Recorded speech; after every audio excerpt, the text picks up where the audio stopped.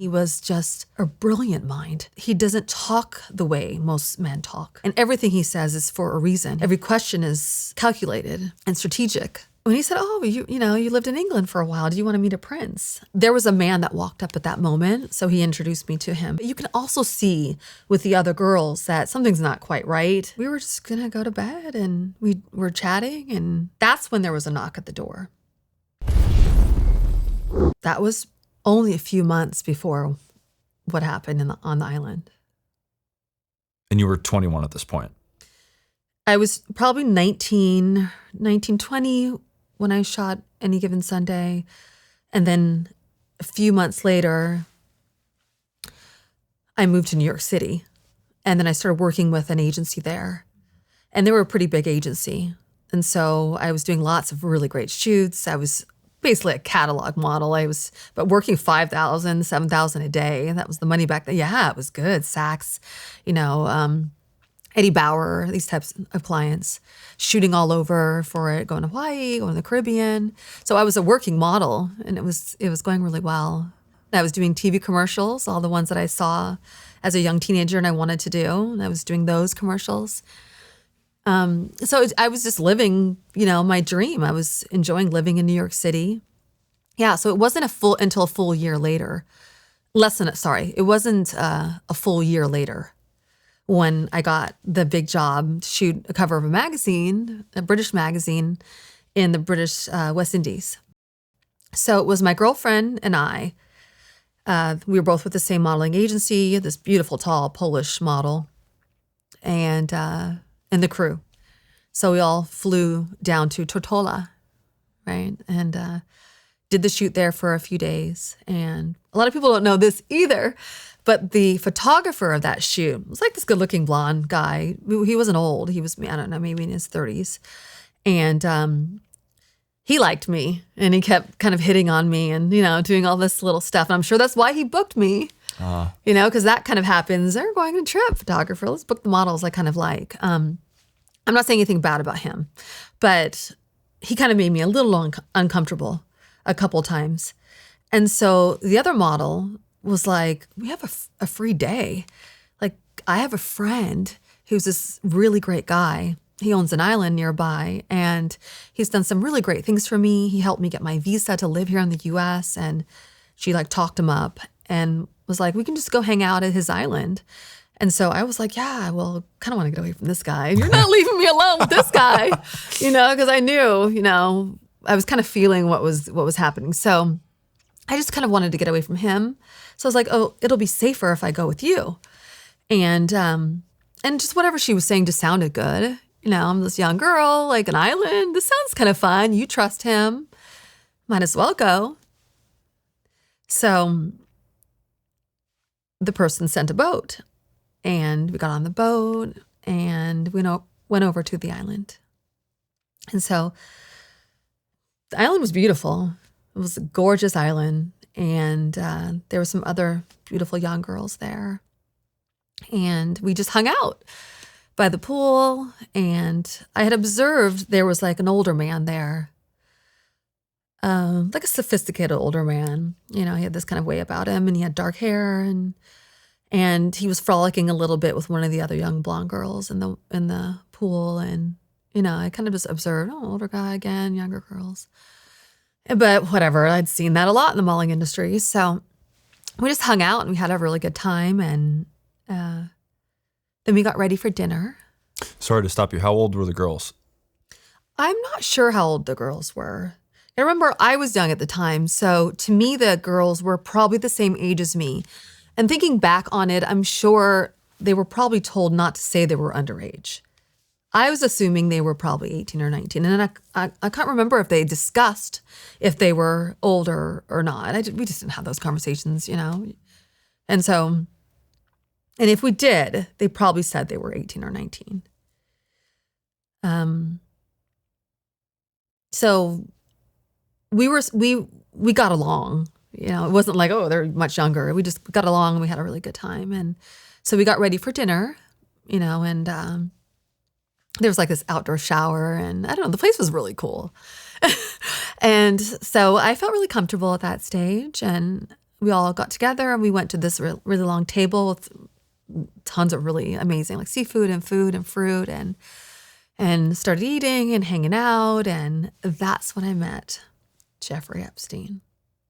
And so he waltzed in and, and I'm going back from my memory from then. I thought he was charming and really had great energy about him. And he made me feel very special. He sat down and he like laser focused right on me because I was the new girl and he knew everybody else there. And he knew everyone else there very well. And so he started talking to me probably just to feel me out, right? And I was always pretty sophisticated.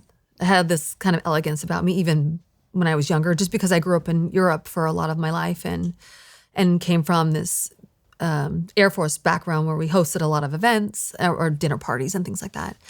And so I was very cultured. And so I think he was intrigued by that and wanted to know a lot more of my story. And, I let him know I lived a few years in Oxford and he found that interesting. And I knew a little bit about traveling and art.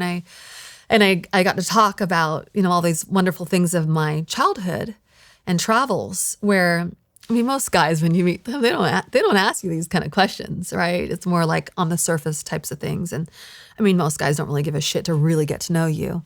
Jeffrey did. But Jeffrey was like trying to go for those emotional things, like really asking about my family and my life. And I think he was really trying to see how connected I was to my family, what type of parental guidance or figures I really had in my life. And I wasn't close with my father. And he never really called me to check up on me. And I do remember talking about that kind of stuff because he triggered something in me. So we had a little bit of a bonding moment. In hindsight, that's the grooming process. But obviously I wasn't thinking like that at the time. I was just thinking, wow, a guy, and he was more of a mentor, older type of fatherly figure to the girls. He was not a playboy. He wasn't the type where you're thinking he's just like a Hugh Hefner and making all these crude jokes and things like that. He was definitely, when he spoke to the group of girls, it was more of a mentoring thing about asking about, your ambitions and things you really wanted to do. That was his way of talking to you. It wasn't at all to make you feel uncomfortable. So in those couple hours, I felt really comfortable and I actually kind of liked the guy. I was like, wow, he was really interesting. Hey, this is cool. You're right. What a great guy. And the conversation was great. And when he said, oh, you lived in England for a while. Do you want to meet a prince? And so I was like, yeah. And there was a man that walked up at that moment. So he introduced me to him briefly and I met him. And he walked away. And that was just super brief. And this was the prince? Yeah, it's the prince. And the girls talked a bit about a prince. So I'm not quite sure if it was this prince or other princes that were there. But, it was very well known that Jeffrey knew princes. Well, which one did you just meet? I met a prince that was from England. Andrew? So he was from England. So he wasn't a Saudi prince or those type of princes that the other girls talked about. Can I ask you a question? Why, if it was Andrew, why wouldn't you want to say so? Well, it's not that I don't want to say so. I've actually been in documentaries about him. Right. And if we're fast forwarding, the whole reason why I spoke out was because of what I knew about him. And so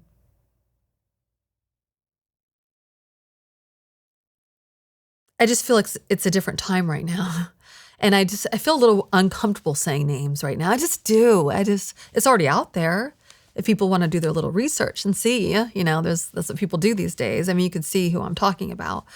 But I get weird now about talking about names. I just do, especially now that, I'm spoken out in Congress and people are like, these names, this list. It just don't feel like it's my responsibility to keep saying these names. The people who have the power to do something about it, they know the names. And by the way, we talked about this off camera, and I told you, let's not go anywhere you're not comfortable going. I didn't ask you that because I want you to say it. I asked you that because I want to understand why you would be hesitant to. And I think people might be curious about that too. So again, it's not one of those things where I'm asking you to. Yeah. It's just I'm curious about why you wouldn't want to. So I mean, it's a good question, right? Did I answer the question though? yeah, no, 100%, Okay. 100%. Okay. That's why now So- things have changed a little bit. So you meet And yeah, Prince X. I met a prince. And it was a big thing to Jeffrey to How do you say, mean? oh, you met a prince. I'm introducing you to a prince. Like you're special. You get to meet this prince. Almost like in hindsight, he was making me part of the group. He didn't have to introduce me to that prince, right? He didn't have to make it known. So I had a great dinner. And I felt good. I felt it was a little special. Like, oh, this, I'm here at this beautiful island and this person seems to kind of care about me. And I didn't really have those fatherly figures. And so he triggered something in me that meant something to me to have that. And I kind of always looked for that in my life, right? I still do to this day. I like having mentors and I like people who are older than me that I can learn things from. And he was just a brilliant mind. He's just a brilliant person to listen to. He doesn't talk the way most men talk. And everything he says is for a reason. He doesn't talk a lot, but everything he says is interesting. Every question is calculated and strategic that I think makes the group feel something. So I think that's what he was setting up with me. And he did a perfect job of it. You have to understand that someone who's grooming you is different than someone who's just hitting on you. Someone who's grooming you wants you to feel so safe that later on, whenever it happens, it could be 3 hours later, it can be 3 years later. But they're grooming for a reason to get you to trust them. If I sat down and this man was just hitting on me, all of a sudden I'm just like, ew, gross, older man, what are you doing? Why are you talking to me like this? You're never going to get anywhere with me. You're probably not going to be able to abuse me later. But there has to be a way. There has to be a way of getting you to put your guard down and to feel like they're on your side a little bit. That is the difference when it comes to a predator. They're calculated. It's not I'm hitting on, what were you doing at the island? So after dinner, we went back to our quarters and got ready for bed. So everything was great. And so we were just going to go to bed and we were chatting and hanging out together. And that's when there was a knock at the door. And one of the other young girls knocked on the door and said, Jeffrey is ready for his massage. So that's when things changed because now I'm like, what massage?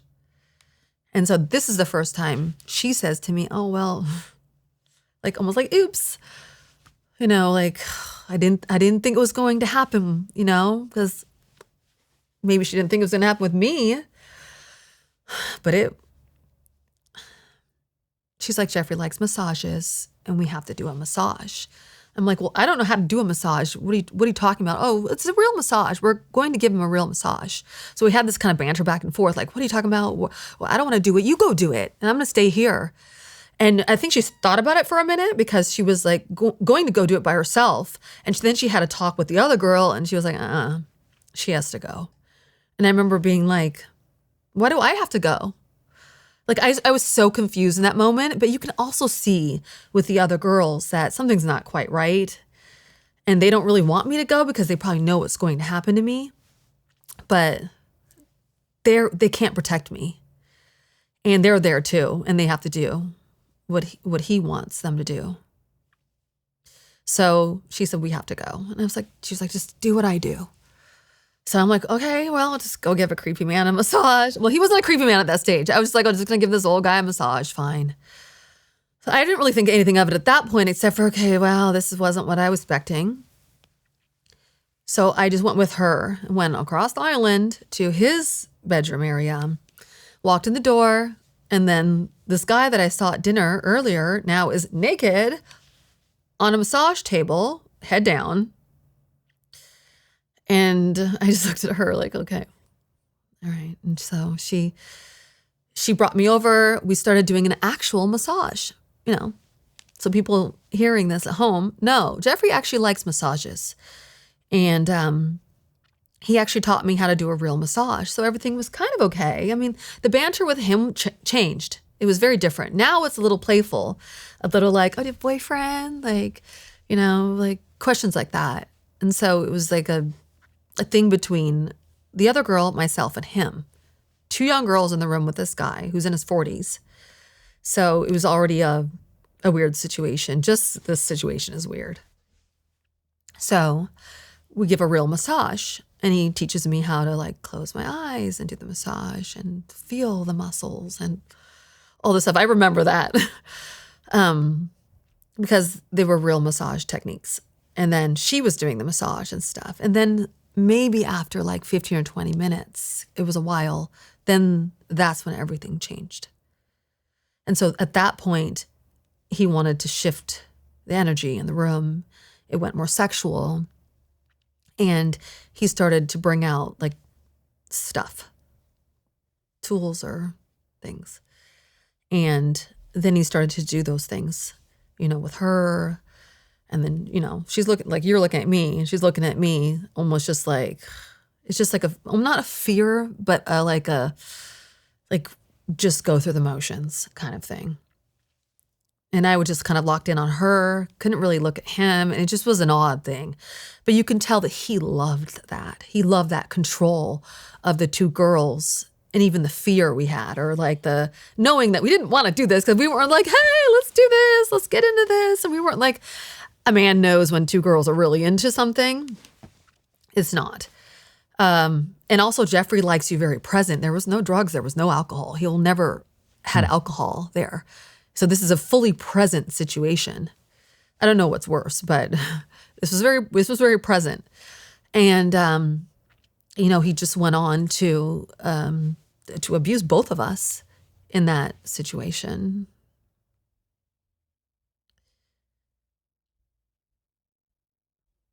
So, and this is something I've thought about with him, and I'm glad you brought that up.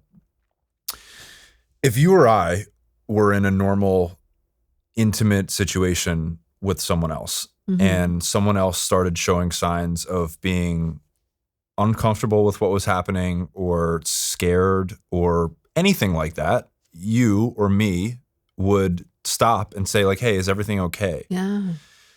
And that's always something that I've thought about with him, because in these types of situations, you have innocent girls like you who were presumably very visibly afraid. And like, he's just spent all this time, these past couple hours, like really kind of getting his hooks in and getting you comfortable with him to trust him enough.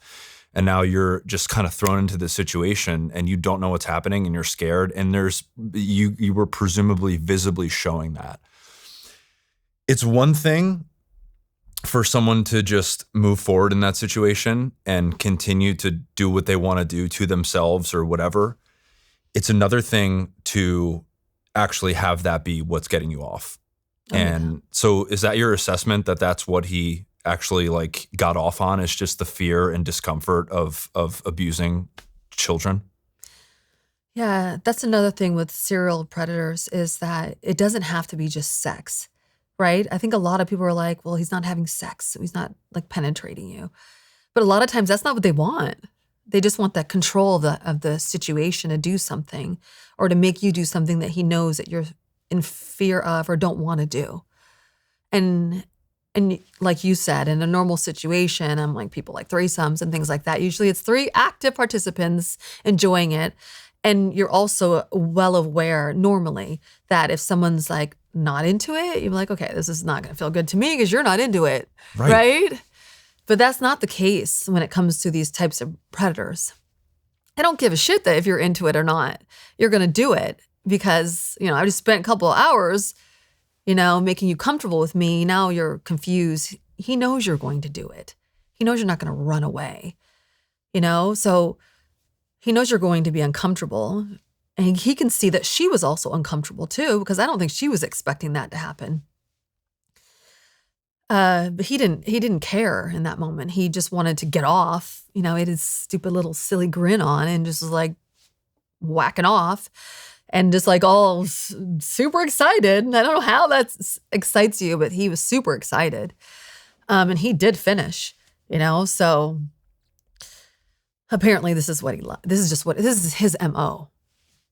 I didn't find this out later, but this is what he does. So I just described this is Jeffrey Epstein and what he likes. So we just left as quick as we could, but we were in there for quite a while, and went back to the room, and that's just when her and I kind of talked about it, but not really. It was like you could tell that she didn't really know what to say, and that's the problem too. When she's also has been groomed by this person, he's done so many things for her. She's loyal to him too, in a way. So, she set me up and she did these things and she feels bad about it. But, she's also can't do anything about it because she doesn't want to lose her visa. She doesn't want to lose her career and things like that. So this is what I know now. It's not what I knew then. So we're just sticking to then. She's just like, I'm just sorry. I'm sorry. I didn't know he was going to do that. I figured he, wasn't going to do that with you, but now I stayed up that entire night. I remember just like sitting there, like looking at the ceiling the whole night, like scared to death that it was going to be another knock at the door and then he was going to want me back probably by myself. And I was just like hoping and praying, that I was just going to be safe.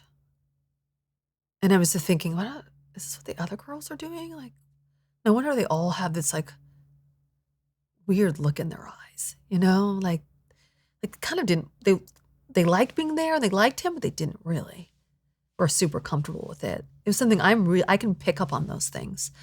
And I remember thinking that back then because I had that whole night to think about it. Like, this is a weird situation. These men are both older. We're all really young. He's making me do something he knows I don't want to do. I had all these things going in my head. I just did not like this guy anymore. And I couldn't wait to get off. And I remember as soon as that boat arrived, we just, as quick as we could, like ran to that boat, jumped on it. And then I remember I have a picture of the island, from the boat. I still have that picture. And it's like, I remember being like, I will never go back there again. I will never go back there again. And I did not like that man at that point. Did you see anything else that was strange? Or, you mentioned getting there and seeing the younger woman with the older man, which wasn't that out of the ordinary. But did anything else kind of pique your interest and over the course of the night or maybe in the morning, whatever? No. Exactly what I explained is what happened. Yeah. It was just hanging out with the girls, the dinner, the massage, and then, waiting for the boat. It was a pretty quick night. Mm. Yeah. And I guess the reason I ask is obviously you're plugged into the Survivor Network too now. And I think there's just reports of just very strange things happening on that island. And, you see things like that weird temple thing that he had at the corner of it. And like, I guess just from talking to some of the other survivors and that sort of thing, like what kind of stuff from an insider's perspective, like actually went on there? Yeah. So if we're skipping forward, I didn't find out all of this stuff until 2020, right? So this is 20 years later, 15 to 20 years later. So yes, I know a lot now, but I didn't know back then but I had heard as a model back then of girls going to the island. And I would hear that there were other men that they would meet there. Princes, I would hear a lot about, and other powerful people.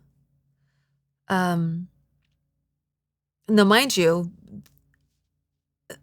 men that are in academia or tech or these types of men, a lot of times they don't really know their names or care to know their names, so that's a thing where when they spoke about it, it was always like these older men, but it wasn't like name, right? Because a lot of times they didn't know the name, didn't care to know the name, or maybe wanted to suppress what happened to them. They're not famous men, a lot of these. So whoever they saw on the island, it wasn't like we were tossing names around, so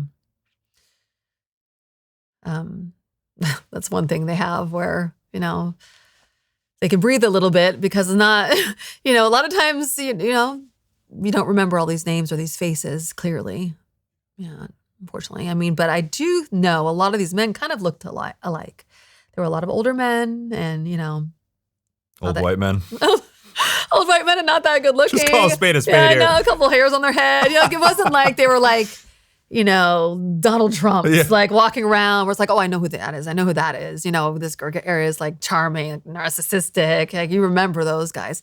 Yeah, most of those guys weren't like that. So then when they would say these people, when we would talk about it, it wasn't like it was like name. It just wasn't, fortunately. What's up, guys? Thank you so much for taking the time to watch the interview. If you got anything out of this video at all, please like the video, leave me a comment, tell me what you thought of the video, tell me who you'd like to see on the show.